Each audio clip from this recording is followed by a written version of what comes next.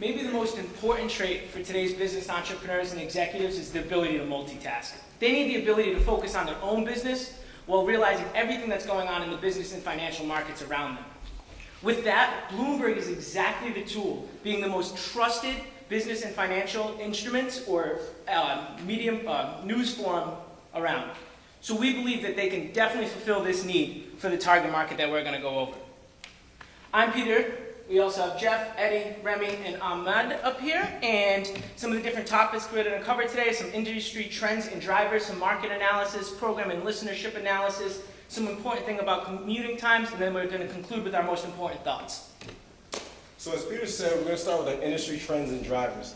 Over the next 5 years, the industry is supposed to increase by 5%.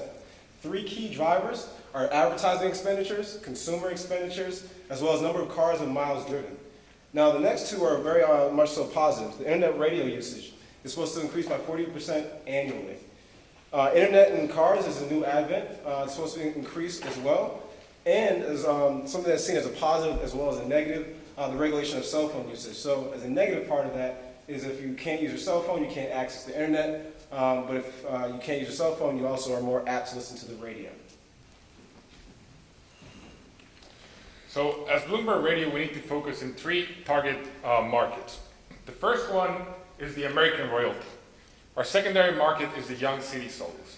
By having these two markets, we have today's and tomorrow's business leaders, executives, investors, and business owners.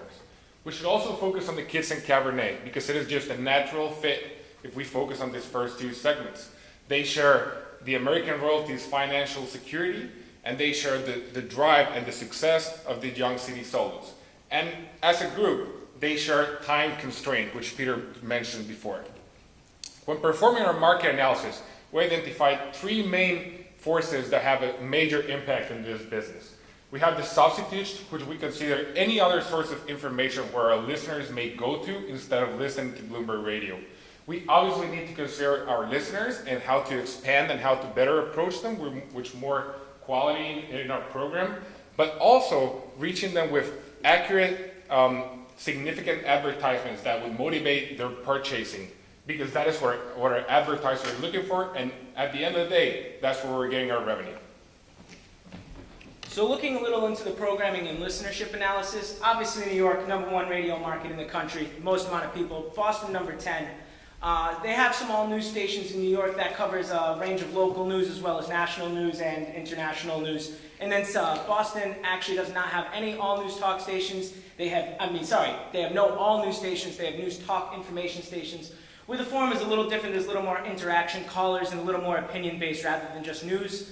You can see a few of the different stations with the rankings up there. And then again, like I sort of just covered, some of the program content, business, education, finance, up-to-date news coverage. And then in both the markets, there's a large amount of paid programming on the weekend that covers real estate, finance, and wealth management. In the two pictures, the red line shows the area where the signal is strong and consistent. As you go away from the red line, the signal becomes weak and inconsistent. So our commuting time analysis revealed some interesting information. According to Arbitron, the average commuting time is approximately a half an hour for both of these markets. But when you look at the heat maps for both markets, you see that there's a distribution for commuters by car and then also commuters by public transportation. Our primary focus is going to be on the commuters by car, and as you can see even here in the heat map, this is without traffic. So you can expect to double those averages on a given day, especially during rush hour. So in conclusion, what we've told you today is basically that multitasking is a very important characteristic for our target consumer here. They are affluent, they're status-seeking people, and looking ahead, with the growth of the radio industry, especially in the media of XM radio and internet radio, this is a media that we're going to need to cater to the needs of these individuals who really don't have the time to do everything that they need to do and do everything that they want to do. So how are we going to increase Bloomberg's listenership? Well, we need to improve the quality. We need to improve the quality of the content, And we also need to improve the geographic specificity of this content. And incentivizing the listenership is also very important because these people want to be engaged, or they even want to be influential.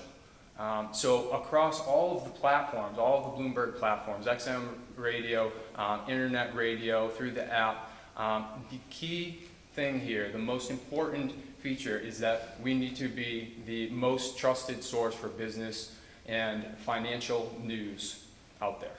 Thank you.